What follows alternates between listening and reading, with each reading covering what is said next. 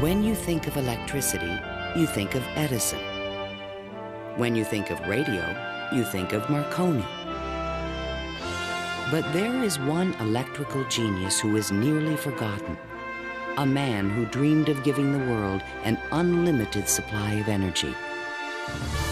His name was Nikola Tesla, and he was the master of lightning.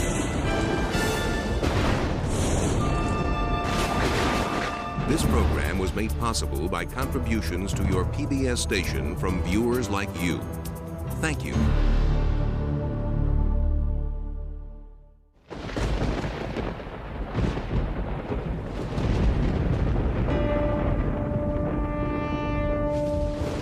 The progressive development of man is vitally dependent on invention. Its ultimate purpose is the complete mastery of mind over the material world, the harnessing of the forces of nature to human needs. Nikola Tesla, 1919. This is the story of a modern Prometheus who changed the world with electricity. It was Nikola Tesla who captured the power of Niagara Falls with his alternating current system and made it possible to transmit electricity to all of America and the world. It was Tesla who patented the technology for wireless communications that is used in all radio and television broadcasting. His incredible legacy can be seen in everything from remote control to neon and fluorescent lighting, X-rays, guided missiles, and even the Strategic Defense Initiative. Yet somehow history has overlooked this remarkable man. Tesla was indeed a genius of the first magnitude. He was a technological visionary. He could envision great things and make them work. He was a foreigner, an immigrant who arrived in America with only his dreams. A proud and sometimes arrogant man, he worked and locked horns with some of the most powerful people of his day. Thomas Edison, who resented his ideas. Guglielmo Marconi, who capitalized on his inventions. George Westinghouse, who created the Westinghouse Electric Company with Tesla's patents. And the great financier, J. Pierpont Morgan, who supported and then abandoned him.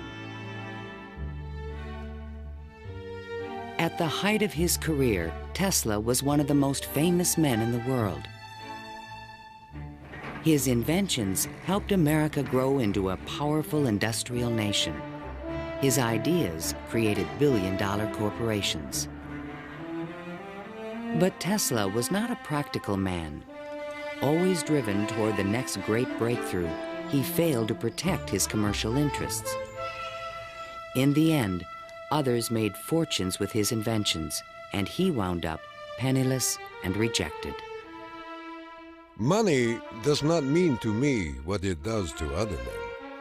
All my money has been invested in inventions to make man's life a little easier. He was a visionary genius. There aren't many of them.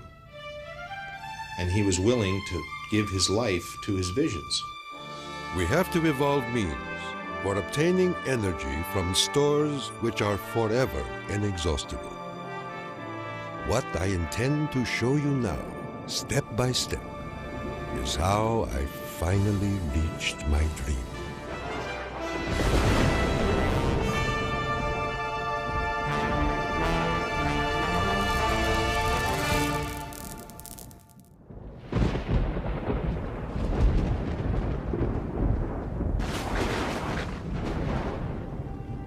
This is the house in which, by coincidence bizarre, I was born on the stroke of midnight between July 9 and 10, 1856. A fierce electrical storm raged that night. Nikola Tesla was born of Serbian parents on the eastern edge of the Austro-Hungarian Empire, in what is today Croatia. His father, Milutin, was an Orthodox priest who expected his son to follow him in the clergy. There were only two choices for children in those days, one being to go in the army and the other being to become a priest. Tesla was not attracted by either of them, which was very distressing to his father. My father was a very erudite man. The training he gave me comprised of guessing one another's thoughts and repeating long passages of verse. My mother descended from one of the oldest Serbian families in the country.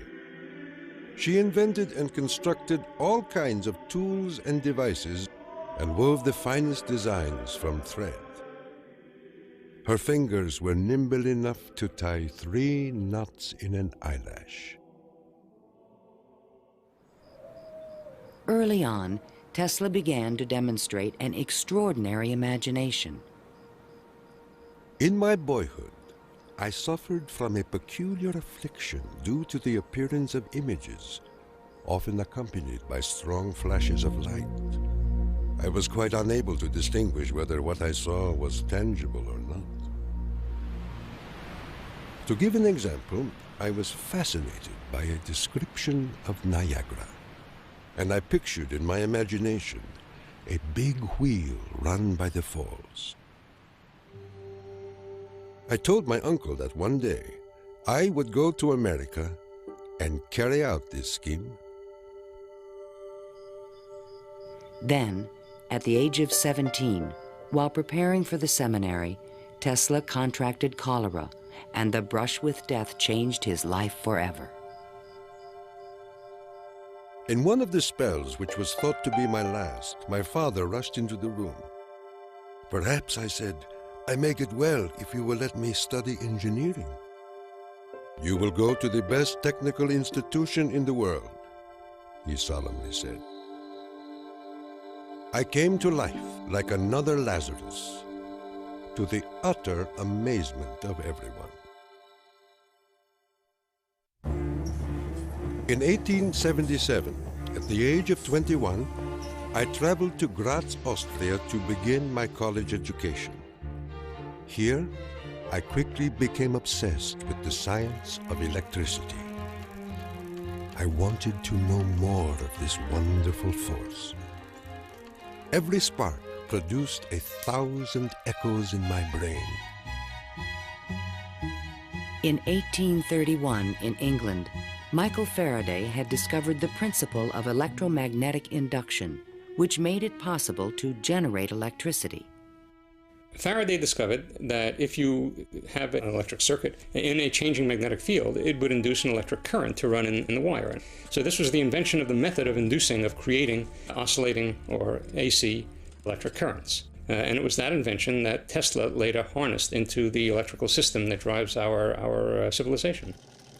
Early electric motors operated on direct current electricity, but required a system of sparking connections to induce a rotary effect in the machine. I remarked to my professor that the design of generators and motors could be greatly improved by using currents that alternated. He embarrassed me greatly in front of my classmates, saying, "Mr. Tesla will never accomplish this. It is a perpetual motion scheme." Meanwhile, in America, Thomas Alva Edison had begun to experiment with vacuum tubes, producing the first commercial incandescent light bulb in 1878. Edison and Tesla would soon cross paths in a gargantuan technological struggle between direct and alternating current electricity. In 1880, Tesla moved to Budapest, where he found employment with the Central Telegraph Office. Here, his idea for an AC motor began to haunt him. In my room, I could hear the ticking of a watch with 3 rooms between me and the timepiece. A carriage passing at a distance of a few miles fairly shook my whole body. The whistle of a distant locomotive vibrated so strongly in my ears that the pain was unbearable. To recover from these attacks, I took long walks in the city park. One afternoon, which is ever present in my recollection, the sun was just setting and reminded me of Goethe's glorious passage. The glow retreats. Done is the day of toil. Upon its track to follow, follow soaring. As I uttered these inspiring words, the idea came to me like a lightning flash. I fell to my knees and drew a diagram in the ground. Tesla perceived a whirling field of energy. He suddenly knew he could recreate this rotating field by powering the coils of a motor in different steps or phases, like the pistons of an engine. The resulting forces of magnetic attraction and repulsion would literally twist the rotor in a circle, the electrical equivalent of the wheel. And all this was accomplished with alternating currents. It would soon turn the wheels of industry around the world. The strength of Tesla's mind was almost certainly in this sense of visualization, be able to see things move in front of him. You see, it was not a perpetual motion scheme.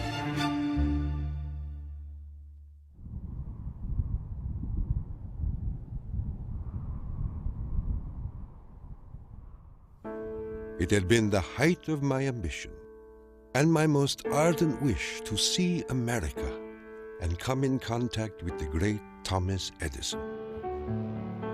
Accordingly, I undertook the voyage, and after losing my money and tickets and passing through a series of mishaps, including a mutiny in which I almost lost my life, I landed on these blessed shores with 4 cents in my pocket.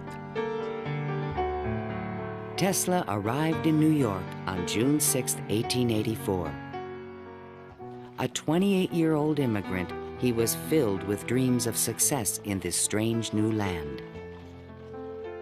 In his pocket, he carried a letter of recommendation from Charles Batchelor, one of Edison's associates in Europe. My dear Edison, I know 2 great men, and you are one of them. The other is this young man.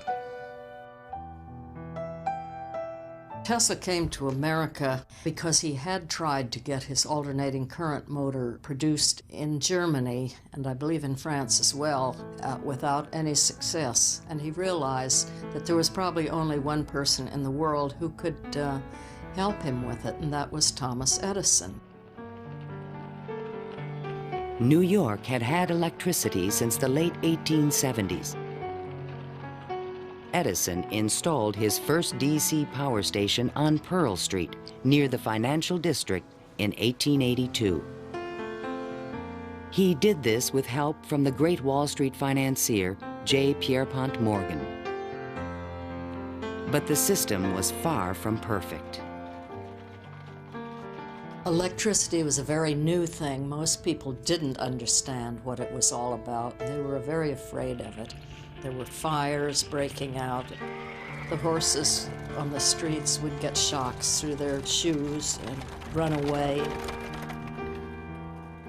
So it was a very exciting time for Edison. I was thrilled to the marrow meeting Edison. This great man had revolutionized the world with his incandescent lamp. And I was burning to show him my motor that ran on alternating currents. Edison had built his business on the direct current system, and any talk of alternating currents was an aggravation to him. The problem with direct current is that you can't change the voltage. What you generate, that's what you get. And if you generated the power at too high a voltage, you would blow out lamps at the other end. If you generated the proper power for the lamps and you want to go any great distance, then you need copper wire that's as thick as your arm. And the Edison people said, well, that's all right. We'll just have a power station every mile or so. DC was sufficient to power lights and run motors, but it could not be transmitted efficiently over long distances. By raising and lowering the voltage, AC could solve the problem of distance, but a working AC motor did not exist. In spite of their differences, Edison hired Tesla to improve the performance of his DC generators. Tesla said he was promised $50,000 if he was successful. The offer seemed too good to be true. I entered the Edison Machine Works, where I undertook the design of DC dynamos and motors. My regular hours were from 10:30 a.m. till 5 a.m. the next day. When I completed the task, I went to Edison for payment, and he laughed. Edison was very amused by this. Said, "You just don't understand our American sense of humor, Mr. Tesla." So Tesla had had enough by that time, and he picked up his hat and walked out. Tesla paid dearly for his pride. I lived through a year of bitter tears and hard labor, digging ditches for Edison's underground cables. But he was still determined to develop his AC motor. With help from a group of investors, he opened a laboratory on Liberty Street, only a few blocks from Edison's offices. There, he began to assemble a prototype of the motor he had envisioned 7 years earlier. Along with it, he developed all the components of the system of AC power generation and transmission still used today. In May of 1888, Tesla was ready to unveil his motor to the world. The subject which I now have the pleasure of bringing to your notice is a novel motor which I am confident will at once establish the superior adaptability of alternating currents.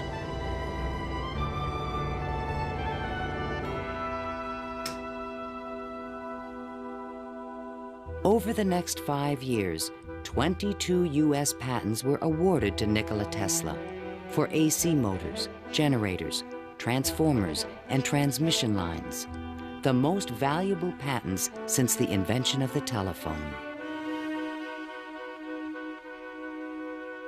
One of the few men who understood the great potential of Tesla's inventions was the Pittsburgh industrialist George Westinghouse. He visited Tesla's laboratory, and on the spot, he offered to purchase all the patents dealing with the alternating current system for $1 million. Westinghouse also proposed a royalty of $2.50 for each horsepower generated by a Tesla invention. The young Serb was on his way to fortune and fame, while other inventors looked on with fascination and with envy. In all my troubles, I did not neglect to become a real American citizen, making me a proud and happy man.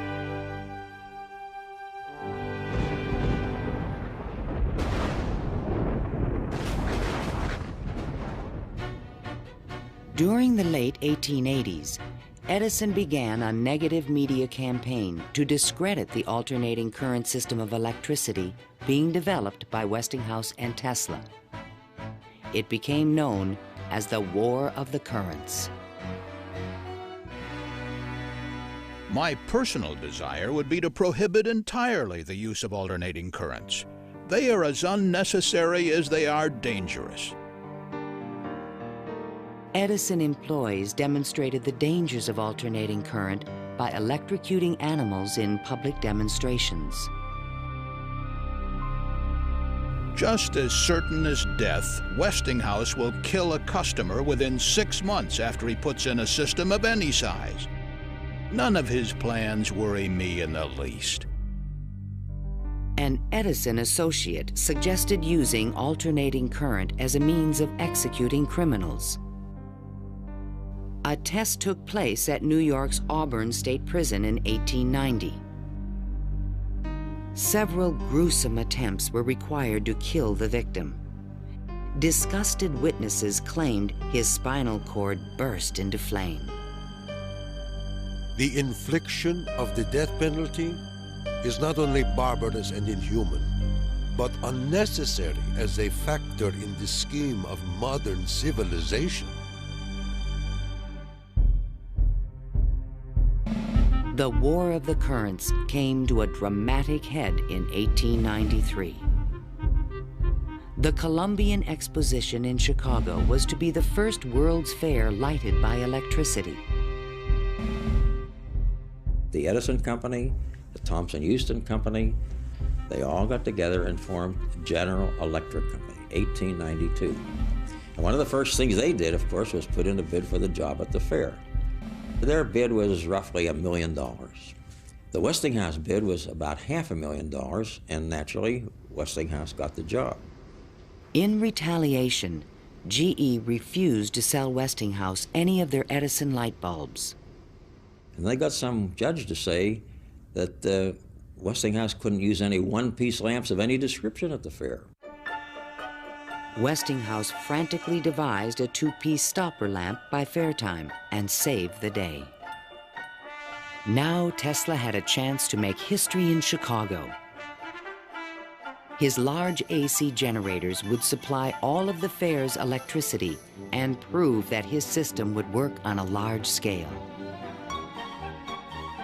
On May 1st, 1893, 100,000 eager spectators filed into the fairgrounds, awed by the gleaming neoclassical architecture. Night fell. President Grover Cleveland pressed a button, and the fairgrounds exploded with brilliant tube lighting and multicolored searchlights. The most incredible display of lighting the world had ever seen.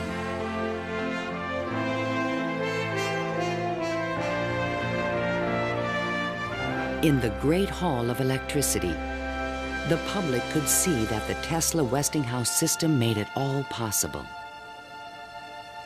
To overcome the impression that AC was dangerous, Tesla put on remarkable demonstrations. He created a device called the Egg of Columbus to show the rotating magnetic field created by his AC motor. In his room, he had cork-soled shoes on and a tuxedo and white tie and a top hat, and he would put his hand on a terminal which would flash electricity through his body, creating a great shower as his whole body was encompassed in flame, and people were quite impressed by this, to say the least. The Chicago Exposition left an indelible impression on the American imagination. This was the gleaming new city of the future, and it was powered by the inventions of Nikola Tesla.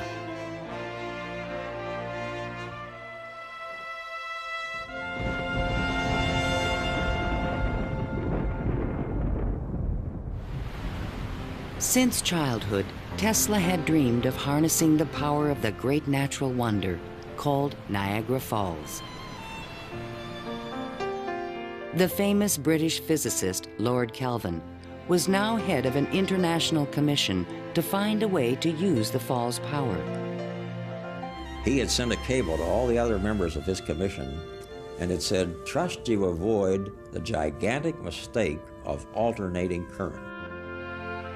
But all this dramatically changed when Lord Kelvin attended the Chicago Exposition and saw the AC system in operation. A contract was immediately awarded to Westinghouse Electric to power the mighty cataract with AC. The technical challenge was daunting. The Niagara plan called for 3 5,000 horsepower alternators, the largest generators ever made. Tesla and Westinghouse engineers had heated disagreements about the operating frequency. Even when the system was finally installed, Tesla was the only person who was certain it would operate.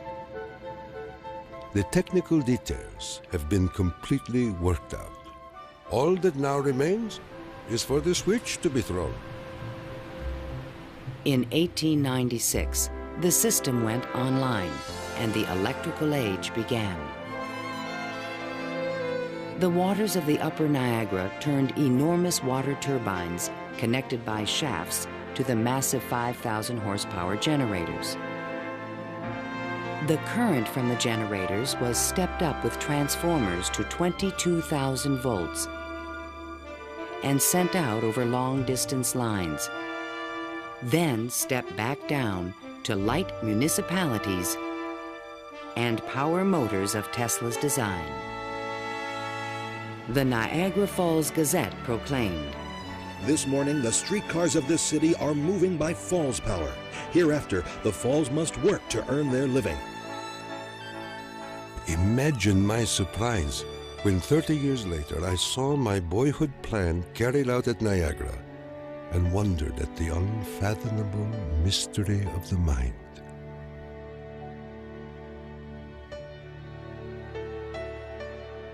Within a few years, the number of generators at Niagara was increased to 10. By the turn of the century, the power lines stretched 360 miles to New York City. The War of the Currents was over, and Tesla was the winner. By the time Tesla effectively arrives on the scene with his motor, Edison is out of the business. He's basically written out of his own company. This was something Edison would not soon forget. In spite of the success of AC, Westinghouse had overextended his company's resources, leading to severe financial difficulties. In order to save the company, Tesla said that he tore up his royalty contract for $2.50 per horsepower generated. Today, this agreement would be worth trillions. Had the inventor been tricked again? This is something that we've never found any record of in the Westinghouse annals. We do have something which is a memorandum of agreement about that, but it was never signed. But Tesla was ready to move on. I had already perceived enough to get the idea that energy could be transmitted and received without connecting wires in between. He was convinced his next invention would make him a millionaire once more.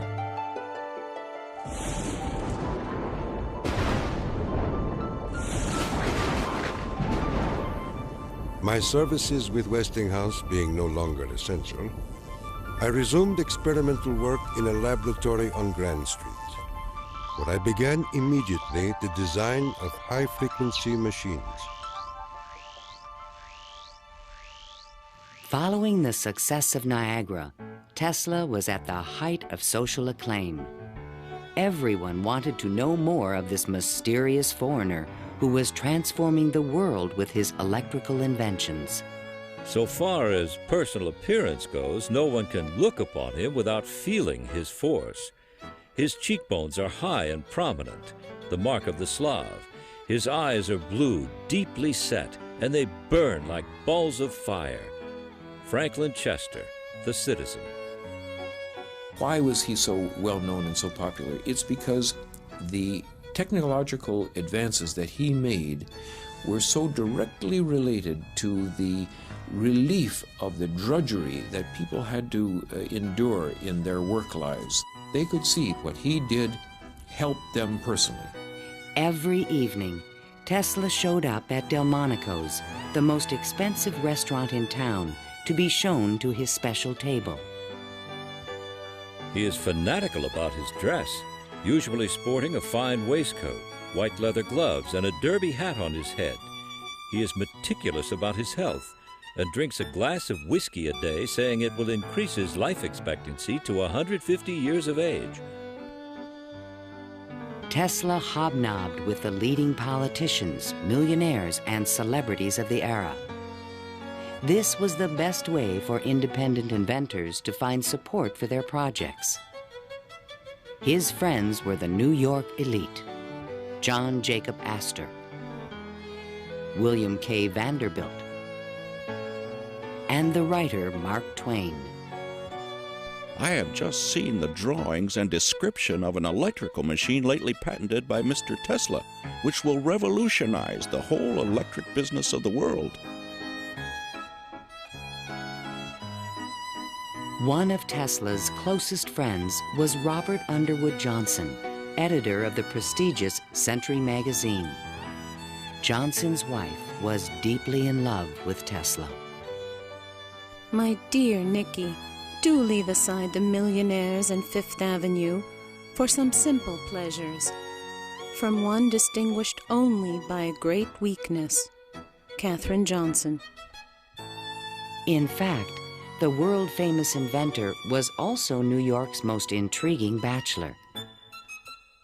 The fact that he never married, I think, had almost nothing to do with his interest in women. It appeared that he was always very interested and was attractive to women.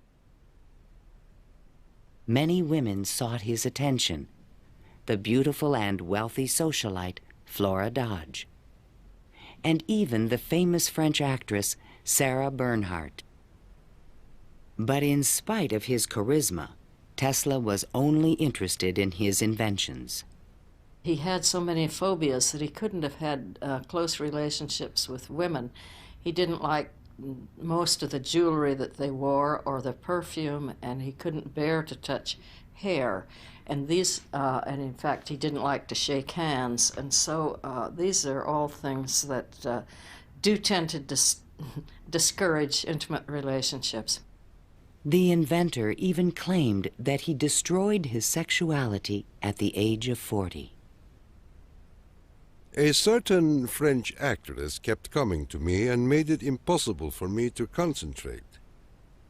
It's a pity, too, for sometimes I feel so lonely.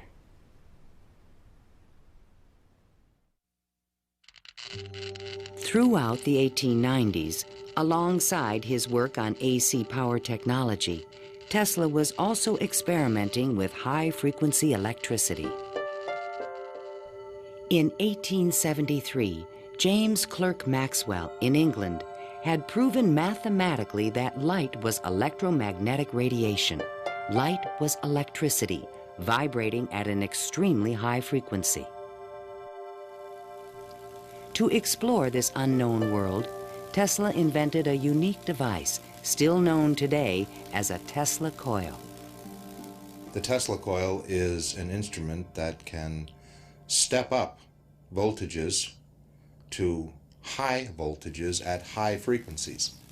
That essentially transmits a radio signal. Tesla invited friends and potential investors to late-night demonstrations in his laboratory. In experiments, he would permit his guests to pass thousands of volts of electricity through their bodies to light a lamp or melt a wire in their hands. Mark Twain was always a willing subject. Thunder is good. Thunder is impressive. But it is lightning that does the work. Even today, it would be a little bit scary to go into Tesla's laboratory, and in those days when people didn't know anything about electricity, it must have been terrifying. With high frequencies, Tesla developed some of the first neon and fluorescent illumination. He also took the first X-ray photographs. But these discoveries quickly paled one day in 1890 when a vacuum tube illuminated in his hand without any wire connection. To me, it was the first evidence that I was transmitting energy through the air. This was the beginning of Tesla's lifelong obsession, the wireless transmission of energy.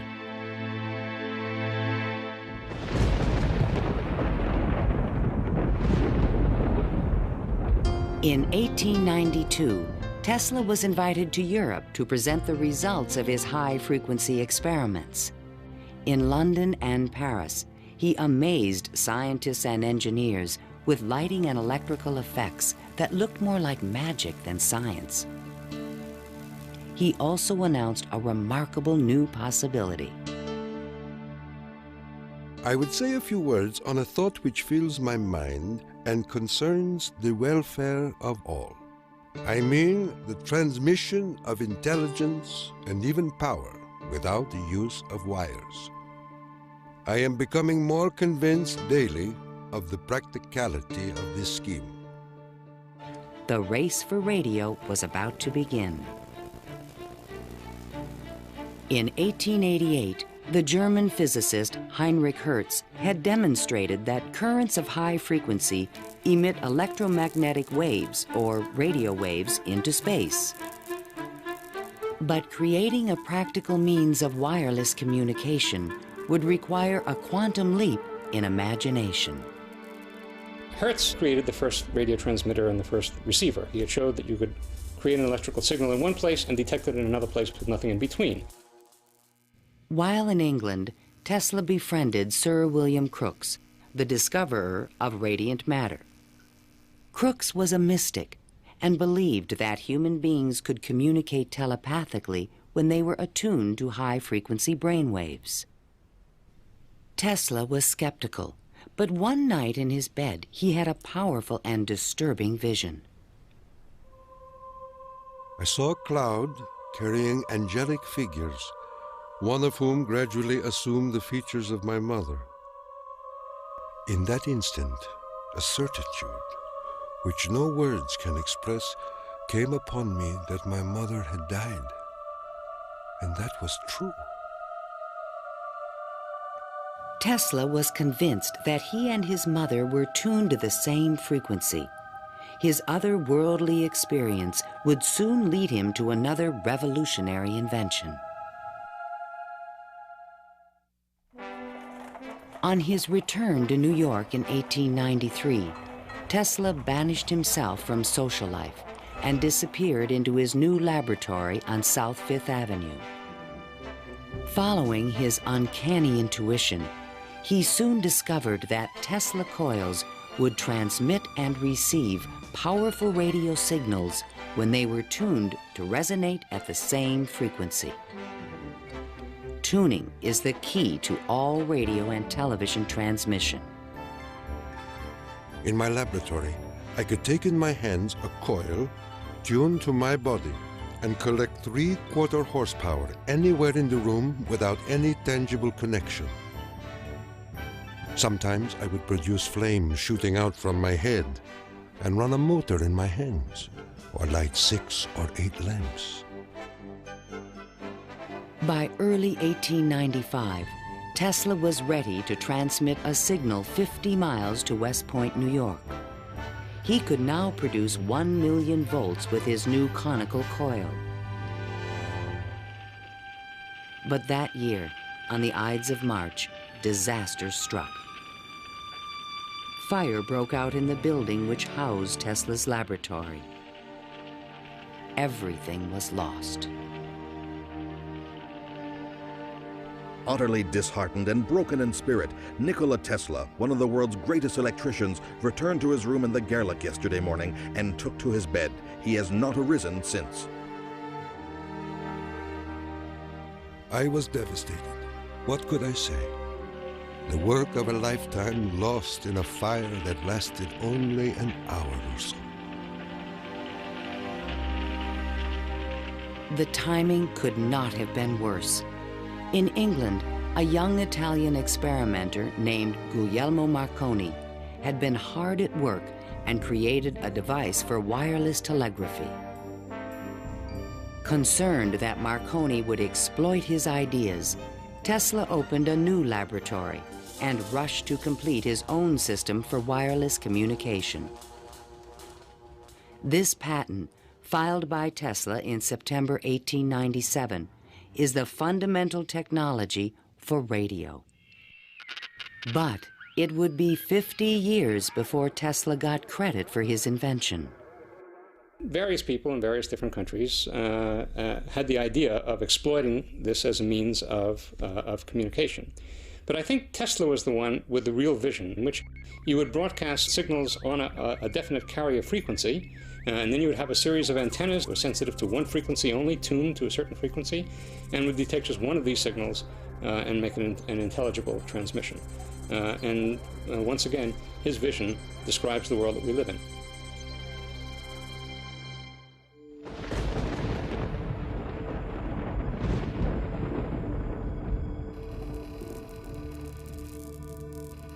I was so blue and discouraged in those days that I do not believe I could have borne up but for the regular treatments of electricity which I applied to myself.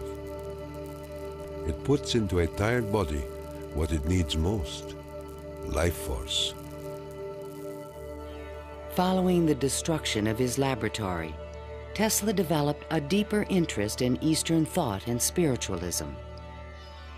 Mr. Tesla was charmed to hear about the Vedantic prana and Akash and the Kalpis, which he claims are the only theories modern science can entertain. Inspired by the Hindu teacher Swami Vivekananda, Tesla began to look at the universe as a symphony of vibrations and waves. We are whirling through endless space with an inconceivable speed. Everything is spinning. Everywhere there is energy. There must be some way of availing ourselves of this energy more completely. In 1898, an unusual experiment took place in Tesla's laboratory. He attached a small mechanical oscillator to an iron pillar. Precisely timed pulses from the device made the entire building tremble. Windows started crashing around the area, and he, being at the epicenter, didn't notice anything happening until some police came bursting into his laboratory. It was just at the moment where he'd picked up a sledgehammer and broken the oscillator. He just said to the policemen that how too bad that they had just missed an interesting experiment. Tesla was, I would say, obsessed with frequency, the notion of resonance.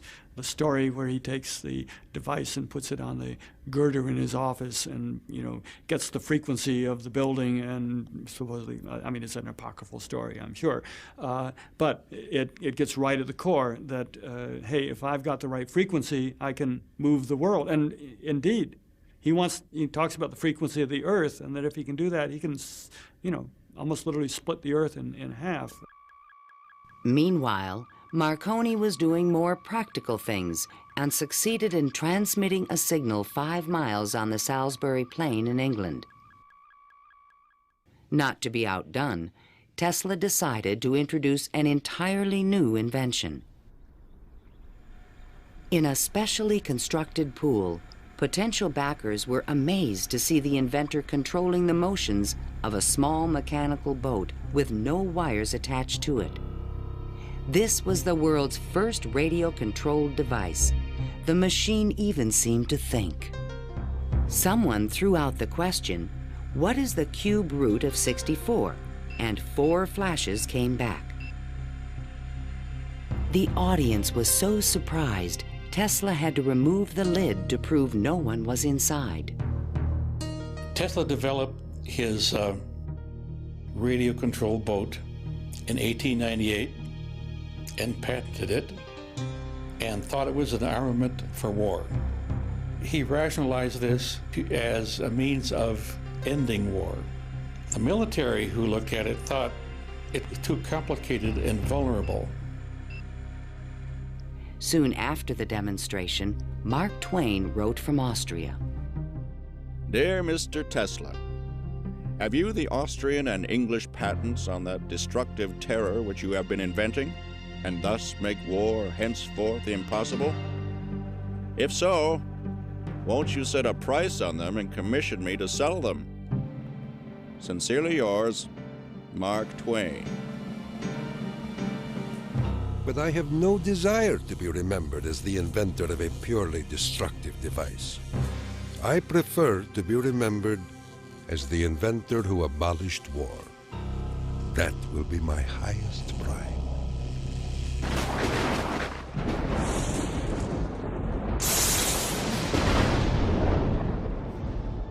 In the summer of 1899, Tesla moved to Colorado Springs, Colorado, to conduct a series of secret experiments. He told curious local reporters that he intended to send a wireless message from Pikes Peak to Paris for the Paris Exposition of 1900. But his plans were even more ambitious. I came to the conclusion that it would be ultimately possible, with very little elevation, to transmit electrical power through the upper atmosphere. Just outside the city, he constructed an experimental station with sliding roof panels. A quote in Italian from Dante's Inferno hung by the entrance of the strange wooden structure. It read, "Abandon hope, all ye who enter here." During the construction phase, Tesla studied lightning. Now, I can understand Tesla's fascination with it, because what happens in lightning is that electricity is being transmitted from one place to another. Electric power, not just electric signals, but real electric power is being transmitted from one place to another. And the way it happens is that the air itself breaks down, it ionizes, it becomes what we call a plasma, and therefore, for a moment, it's a conductor, and it's actually conducting electricity just the way an electric wire conducts electricity. Inside the station, he began to assemble the largest Tesla coil ever built, which he called the magnifying transmitter. An antenna rose 145 feet above the building, crowned with a copper foil sphere. The entire station was, in effect, a machine to create lightning.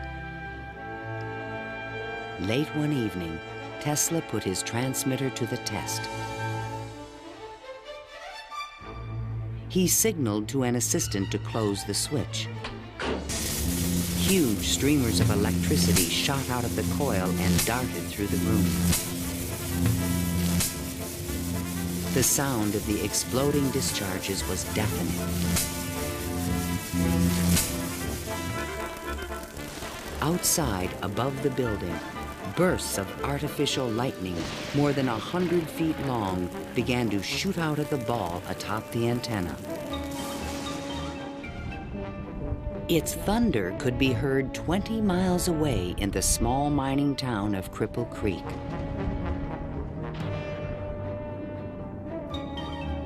Suddenly, the lightning stopped, and the entire city of Colorado Springs was plunged into darkness. The experiment had set fire to and destroyed the local power company's generator.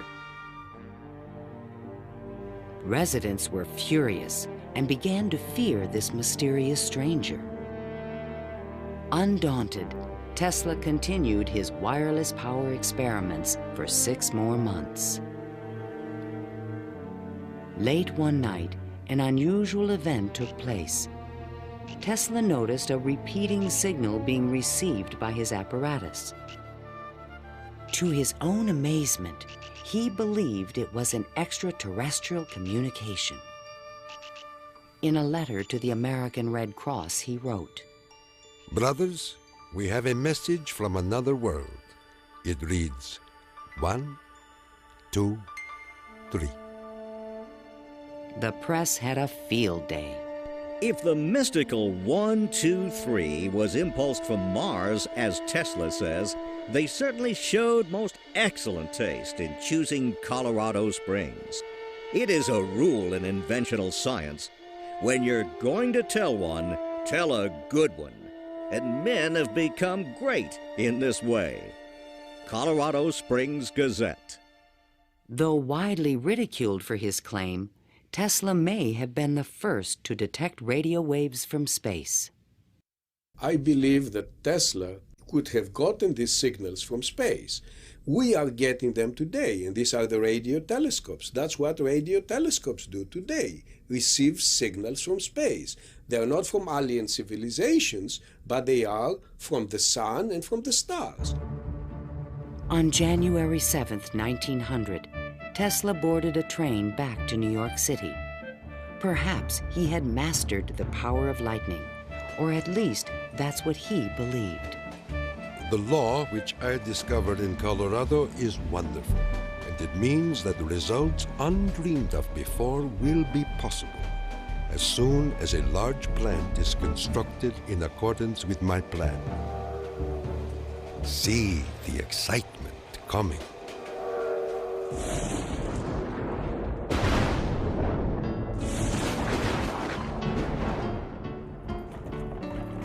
When Tesla arrived home, it was a brand new century. Electricity was fueling the tremendous growth of the city. And now, there was talk in the air about the new art of wireless communication. Marconi arrived in New York in 1900 to attract investors for his new company, Marconi America. He filed a U.S. patent for a system of wireless telegraphy, but it was rejected because it was similar to Tesla's invention.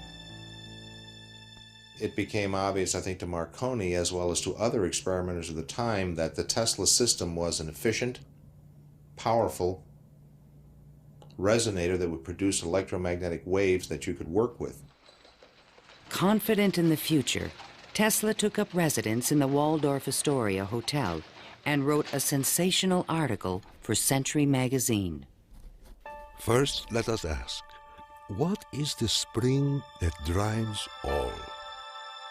All this energy emanates from one single center, one single source, the sun. In this detailed futuristic vision, he described a means of tapping the sun's energy with an antenna. He suggested that it would be possible to control the weather with electrical energy. He predicted that wars would soon be eliminated by machines. And to unite all nations, he proposed a global system of wireless communications.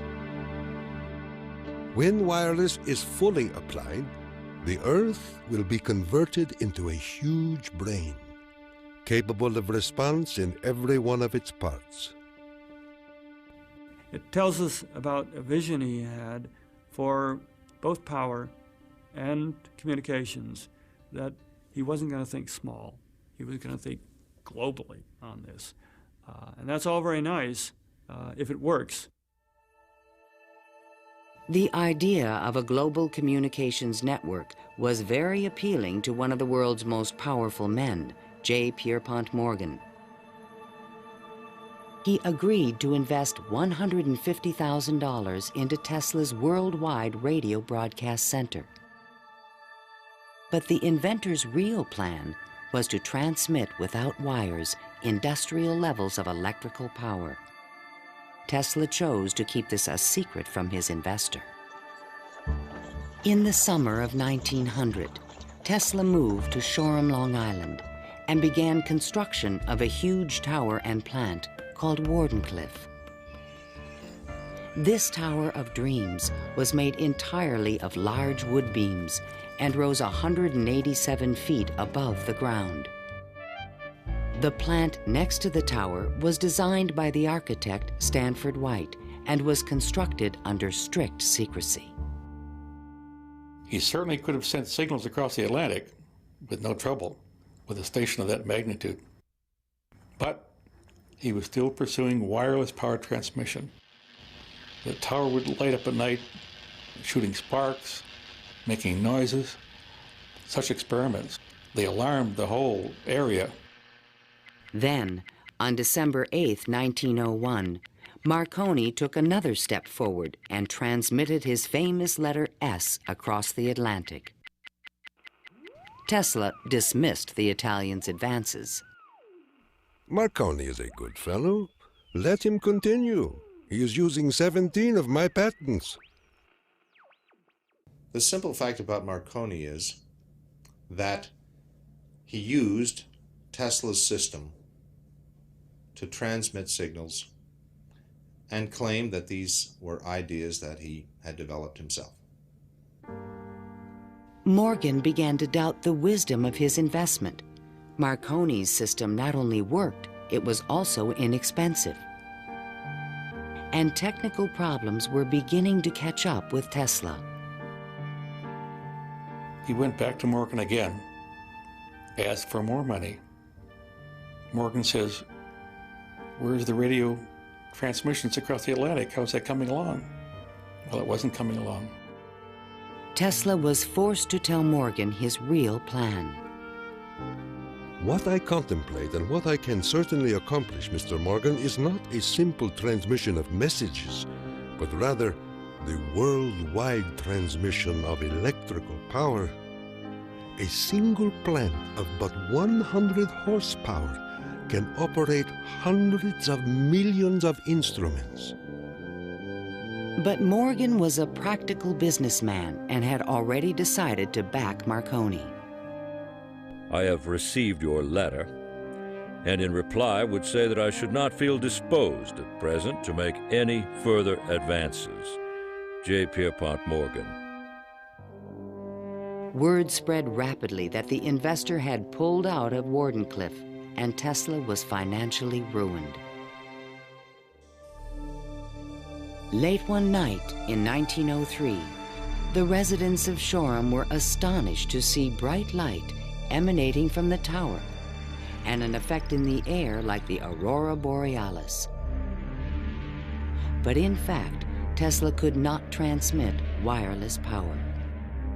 And his major defect was he was dreaming, but he was doing very few calculations on paper. Because on paper, he could have realized that you can transmit power, but not very much power. You can transmit power to hear the radio or for television or for a telephone. But once you want to start turning lights in which you really need high currents, the power gets diluted because space is very large. To his dying day, Tesla believed it could be done. It is not a dream. It is a simple feat of scientific electrical engineering, only expensive. Blind, faint-hearted, doubting world.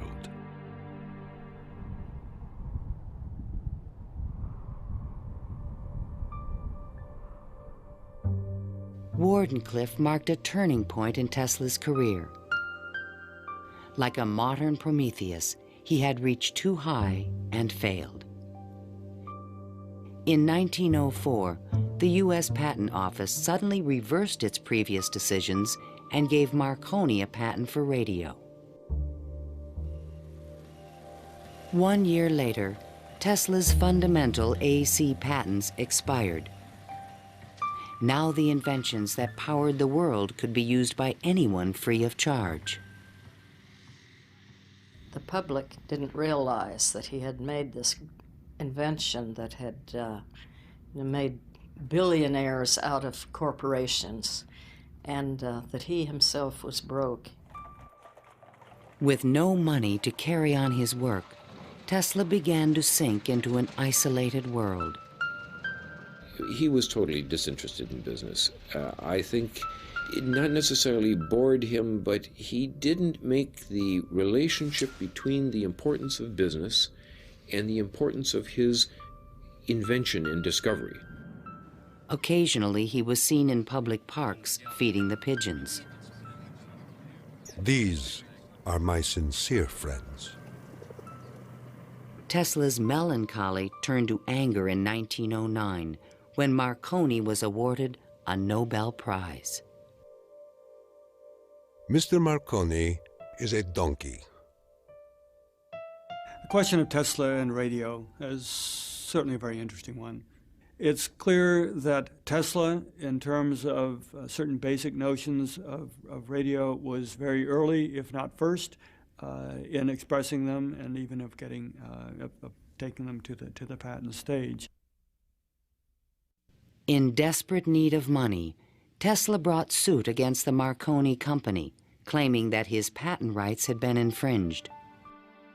But he lacked the resources to wage a legal battle with a large corporation, and ultimately gave up.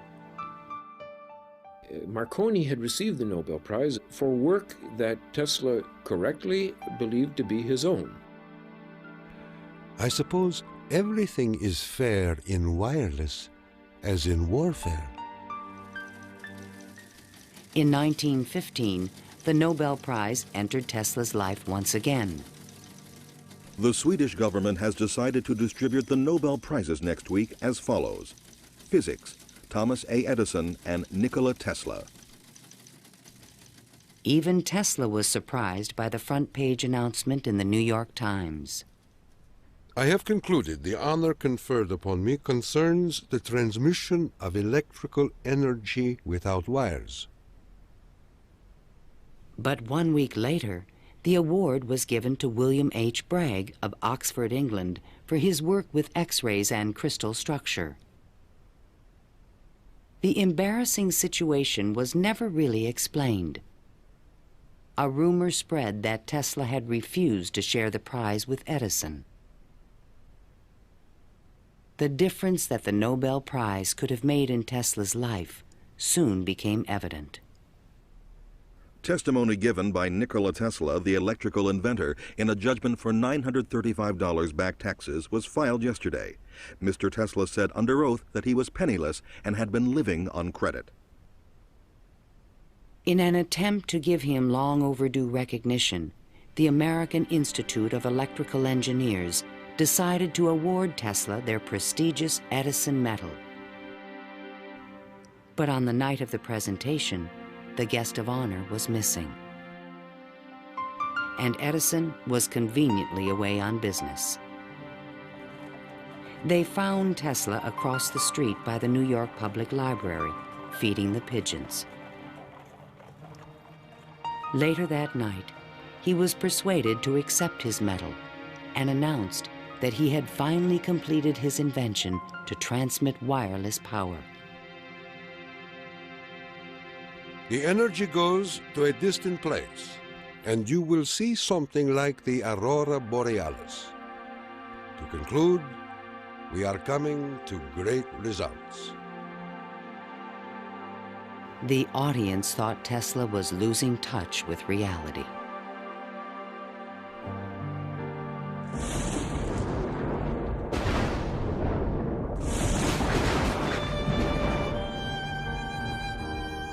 I refuse to accord to some small-minded and jealous individuals the satisfaction of having thwarted my efforts. These men are nothing more to me than microbes of a nasty disease. Well, by that time, you know, Tesla had ceased to have any financial means. He was virtually dependent on being helped by hotels and people that he knew. He began to bring injured birds back to his hotel room to nurse them. He had more companionship with pigeons in that time of his life than with human beings. Working as a consulting engineer, Tesla managed to maintain a small office and laboratory in the Metropolitan Tower. To change his thoughts, he frequently attended movies in Times Square. Here he could see his futuristic ideas appearing on the screen. But his ideas were only accepted in science fiction movies and magazines. In 1924, there was a news report that while at Colorado Springs, Tesla had invented a death ray machine that shot bolts of lightning. The inventor was strangely quiet on the topic. Meanwhile, a new scientific star, Albert Einstein, had captured the world's attention with his theory of relativity. Tesla continuously attacked the validity of Einstein's work. Scientists today wander through equation after equation that have no relation to reality. If we were to release the energy of atoms, instead of a blessing, it might bring disaster to mankind.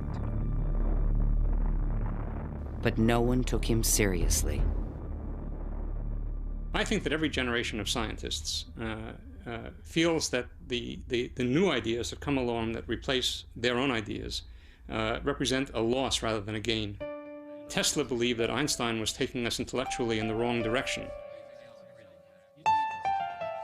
Rejected by traditional science, Tesla's interests again turned to the esoteric. His intellect seemed to embrace a lot of different areas quite easily. What he lacked were the social skills.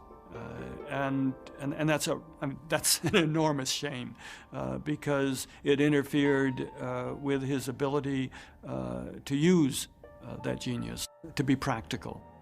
Though nearly a recluse, he would occasionally attend dinner parties at the home of the German poet and mystic George Sylvester Viereck. And he always intrigued the guests. While we were in the midst of talking, an apparition seemed to come into the room. He walked so softly, and he struck us as almost an unearthly creature. And he talked of all sorts of, seemed to me at that time, unreal things, more in the nature of the psychic rather than the scientific. Tesla wrote a strange poem called Fragments of Olympian Gossip and dedicated it to Viereck. While listening on my cosmic phone, I caught words from Olympus blown. The latest tells of a cosmic gun. To be pelted is very poor fun. The meaning of the poem would soon be explained.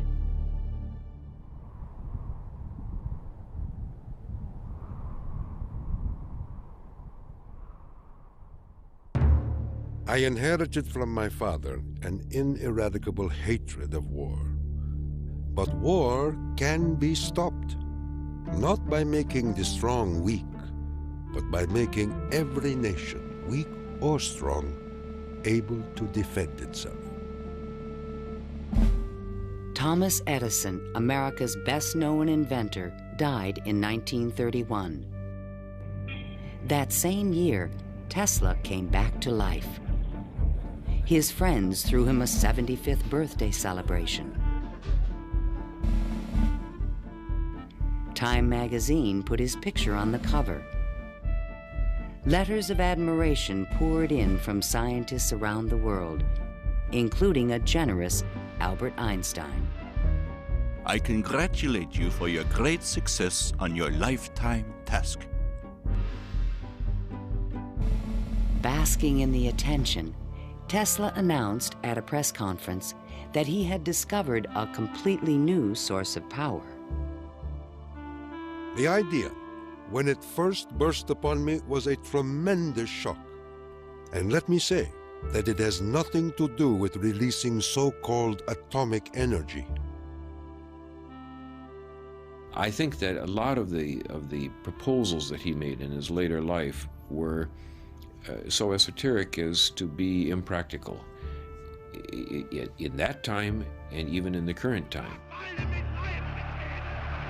When the Nazis rose to power in Germany, Tesla decided that the time was right to reveal his new source of power, a man-made form of lightning called teleforce that could shoot an airplane from the sky. Nikola Tesla, electrical wizard and radio pioneer, announced that he was working on a machine to create a powerful electrical death beam which could wipe out armies in a flash and destroy huge fleets of ships or planes. The concept of using lightning bolts as a weapon certainly is millennia old. It goes back at least to the ancient Greeks. Think of Zeus throwing lightning bolts. The main contribution that Tesla had was to come up with a true scientific, rational, at least concept of coming up with controlling these lightning bolts and projecting them over long distances. Tesla had experimented with this idea while at Colorado Springs. Now he intended to build it on a large scale. His plan was to charge small particles of tungsten or mercury, then accelerate them with lightning force through a special gun with one end open to the atmosphere. Tesla's death beam stirred the public's imagination when it was featured in a Superman cartoon, the electro-euthanasia ray. But the idea was more than science fiction. Tesla tried to sell this concept to various governments, England, the Soviet Union, and the United States, all Allied powers, and against Germany. He offered his system to England for $30 million, and they entered negotiations. When Tesla demanded payment before sending the final plans, the deal fell through. The British attempted to build their own death beam, but the project was soon abandoned. As the Nazis surrounded Yugoslavia, Tesla attempted to sell a beam weapon system to his former country. There should be needed 9 stations, 4 for Serbia, 3 for Croatia, and 2 for Slovenia, and it will protect our dearest homeland. At this point, even Tesla's countrymen thought he was just a crazy old man. One day in 1937, Tesla started out from his hotel room to feed his pigeons. Suddenly, a few blocks from the hotel, he was hit by a taxi and thrown to the ground. 3 of his ribs were broken. He was 81 years old. Remembering what he did for their company, Westinghouse executives agreed to pay his room and board for the rest of his life. The inventor also received a small stipend from the Yugoslav government. During the Christmas season of 1942, Tesla's death was imminent. Again, he attempted to interest the United States in his beam weapon concept.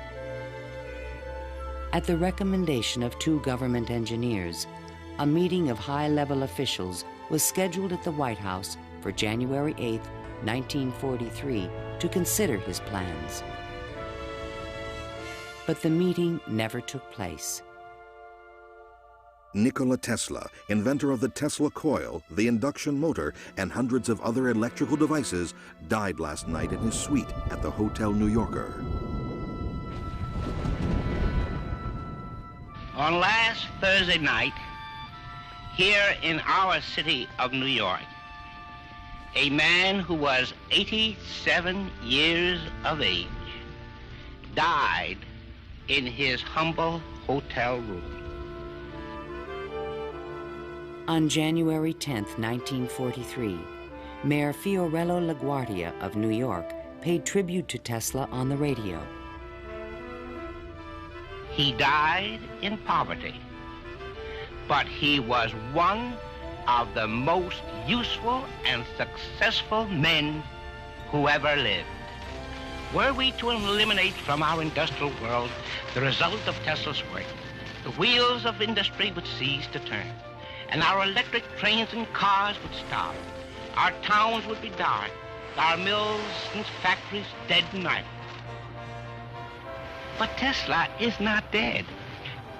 The important part of Tesla lives in his achievement, which is great, an integral part of our civilization, of our daily lives, of our current war effort.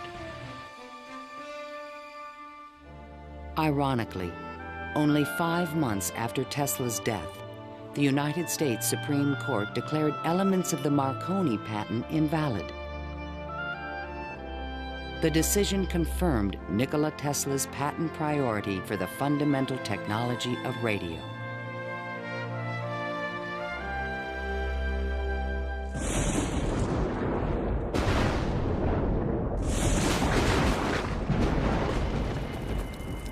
Unknown subjects, equipment, experiments, and research of Nikola Tesla, deceased, espionage. Following Tesla's death, fears rapidly increased that he might have invented a powerful new weapon. FBI Special Agent in Charge, P.E. Foxworth, was called in to investigate.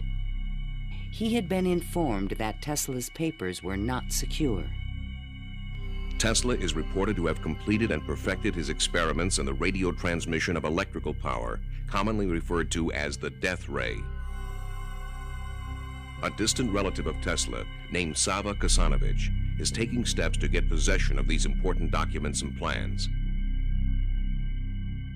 Tesla's nephew, Kasanovich, was an up-and-coming Yugoslav diplomat with suspected connections with the communists. He insisted that his uncle's effects be returned to Yugoslavia. Kasanovich had asked the locksmith to come and open the safe, thinking there might be a testament, a will, in the safe. A will was never located. And there was a lot of talk then about secret weapons and negotiations with the USSR. There was all kind of talk, you know. Shortly before his death, Tesla showed a delivery boy a box in his room that he said contained a powerful weapon. A number of people called me and asked me, did I see in the hotel room a certain kind of a box, you know? They were looking for some secret contraption that Tesla had invented. I never saw anything like that. The U.S. Office of Alien Property immediately seized all of Tesla's possessions until their ownership could be established. There's every evidence that they did look through all his papers, because the papers were not in order and certain things were missing. All his technical papers on beam weapons were secretly microfilmed by U.S. military agents. On August 6, 1945, the first atomic bomb was exploded on Hiroshima, Japan. Soon after, the bomb would be in the Soviets' hands. During this period, copies of Tesla's papers on the beam weapon were shipped to Wright Field in Dayton, Ohio. There, a top-secret research program began called Project Nick to find a defense against nuclear missile attack. Copies of some of his papers were sent to Wright-Patterson in 1945, not to my facility, not even the predecessor of my facility, but to another part of the base for analysis. And then they vanished. Nobody seems to know what happened to them. In 1952, Sava Kasanovich obtained permission from U.S. authorities to return Tesla's estate, still stored in New York, to the inventor's homeland. I personally believe that the U.S. government may have overlooked some things of value in the Tesla papers before they were released to the Yugoslav government. A Tesla museum was opened in Belgrade by Yugoslavia's president, Marshal Tito. But during the Cold War, the museum was off limits to Western scientists and scholars. Then, in 1960, Soviet Premier Khrushchev announced that the USSR had developed a powerful new weapon. There was concern in the U.S. that the Russians may have access to Tesla's missing papers on beam weapons in Belgrade and elsewhere. It's possible that these papers on the particle beam weapon were obtained by the Soviet Union, but it wasn't the only copy. In other words, I think that the United States has always had Tesla's papers on particle beam weaponry. An American beam weapon program began at Lawrence Livermore Laboratories, but engineers could not produce an effective directed energy weapon. I've always been a sort of a fan of Nikola Tesla, an admirer, and definitely he had the concept of a charged particle beam weapon back in the 1930s. I haven't a clue, to be quite honest, how he meant to actually do it. In 1978, evidence suggested that the Soviets were attempting to build a huge beam weapon near Semipalatinsk in the Ukraine. Soon after, President Ronald Reagan announced the Strategic Defense Initiative in March 1983.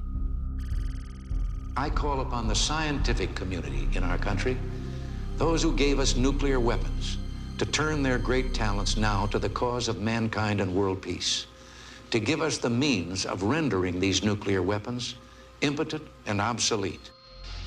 Tesla's concept for a beam weapon defense shield was finally taken seriously by the United States to combat the destructive threat of atomic weapons. In spite of circumstantial evidence, there is no direct proof that Tesla's ideas or plans were used in the Strategic Defense Initiative. And even today, after decades of investment and research, scientists still disagree on whether beam weapons are realistic. Basically, let me just make a short statement. That's all I'm really at liberty to say, is that a considerable amount of effort has taken place in the United States and in a number of other countries trying to get these things up to a real weaponizable status. Let me stop at that point. No U.S. government archive has any record of Tesla's technical papers, which were copied immediately after his death. And what has become of Tesla's great dream to transmit electrical power without wires? This is the Navy and Air Force High Frequency Active Auroral Research Program, or HAARP, in Gakona, Alaska. The large antenna array is designed to beam high-energy microwaves into the ionosphere. Tesla was a genius because way before anybody knew or even understood the physics of the Earth and what we call today the ionosphere, which is a layer of ionized particles about 80 kilometers above the Earth, he conceived it and he tried to use it to produce a variety of new concepts. The HAARP project evolved from a patent filed in 1987 in which Tesla's work is referenced. It proposed using the ionosphere like an enormous electrical circuit to transmit power around the planet. It even described a means of changing the weather by superheating portions of the upper atmosphere with microwave energy. Tesla proposed that it might be possible to modify the weather by using radio waves. I believe that this is impossible. Ionospheric modification is still in its early experimental stages, but microwave technology has already made it possible to transmit wireless power with the use of satellites. We go to Alaska, and in Alaska there is natural gas. In order to send it somewhere, you have to create a pipeline. That's very expensive. So we said, all right, let's go into Alaska, create microwaves from the natural gas, send them to a satellite at a particular geosynchronous orbit, put a reflector there, and send it to Japan. And in Japan now, you get the antenna, which transforms these microwaves into 60 hertz, and you get electricity. So you make essentially Tesla's dream. The scientific man does not aim at an immediate result. He does not expect that his advanced ideas will be readily taken up. His work is like that of the planter for the future. His duty is to lay the foundation for those who are to come and point the way. He was special. I mean, he was unique. He was unusual in all sorts of ways. And if we are to understand our own creativity, our own ability to invent, there's an awful lot to be learned by studying the way in which he created. The day when we shall know exactly what electricity is will chronicle an event probably greater more important than any other recorded in the history of the human race. Then it will be a mere question of time when men will succeed in attaching their machinery to the very real work of nature. See the excitement coming.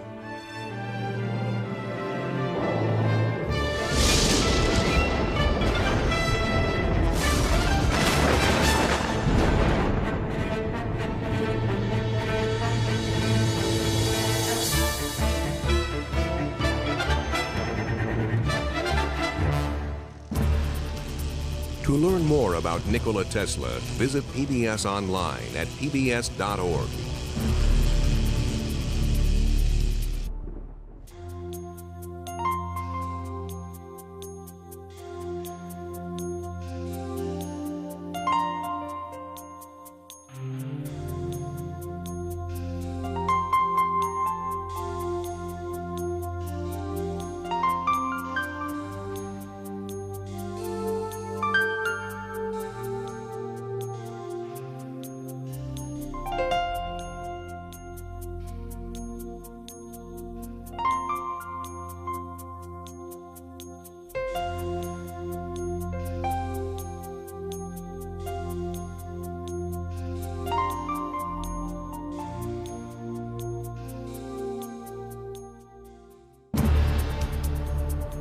This program was made possible by contributions to your PBS station from viewers like you.